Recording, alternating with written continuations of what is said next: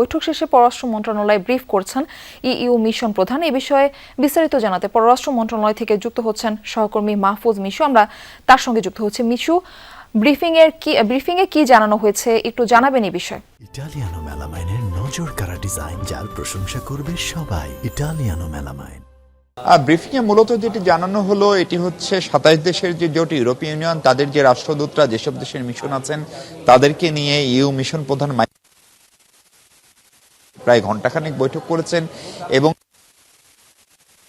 দেশের এই যে ধরনের সম্পর্ক, বিশেষ করে ব্যবসা বাণিজ্য, অর্থনীতি, বিনিয়োগ, সেসব বিষয় নিয়ে মূলত আলোচনা হয়েছে। এবং তারা বলছেন যে তাদের পক্ষ থেকে যে বার্তাটি দেওয়া হয়েছে সেটি হচ্ছে বিদায়ী যে অন্তর্বর্তী সরকার প্রস্তাব ইউনূসের নেতৃত্বাধীন সেই সরকার যে সমস্ত সংস্কার কর্মসূচি গ্রহণ করেছিল, বিশেষ করে আইন, প্রশাসন এবং বিচার ব্যবস্থায়, সেই সংস্কার কর্মসূচি নতুন সরকার অর্থাৎ জনগণের ভোটে নির্বাচিত যে বিএনপি সরকার তারা অব্যাহত রাখবে, তেমন প্রত্যাশার কথা তারা জানিয়ে গেছেন।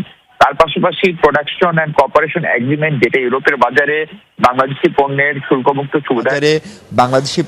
শুল্কমুক্ত সুবিধায়নের জন্য যে চুক্তিটি, সেই চুক্তিটি গেল সরকারের সময়ে চূড়ান্ত হয়েছে, সেটা একেবারে শেষ পর্যায়ে রয়েছে। সেটি যে কোনো সময় নিয়ারেস্ট ফিউচারে তিনি বলছেন, অর্থাৎ খুব দ্রুতই হয়তো সই হবে বলেও তার আশাবাদী। সেটি সই করার জন্য আমরা যা বুঝি তাতে হয়তোবা বাংলাদেশের পক্ষ থেকে মন্ত্রী পর্যায়ের কেউ ইউরোপে অর্থাৎ ব্রাসেলসে যেতে হবে, অথবা ব্রাসেলস থেকে ইউরোপীয় ইউনিয়নের মন্ত্রী পর্যায়ের কেউ আসবেন। সেটি হলে সেটি আসলে সই হওয়া এখন শুধুমাত্র সময়ের ব্যাপার। মূলত এই দুটো ইস্যুতে আলোচনার কথা তাদের পক্ষ থেকে বলা হয়েছে।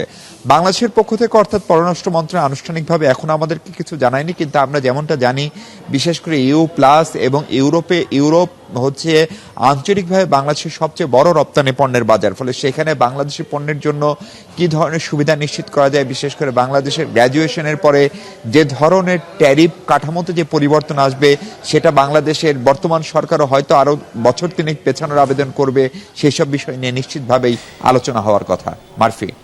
মিশু, আপনাকে ধন্যবাদ আমাদের সঙ্গে যুক্ত হবার জন্য।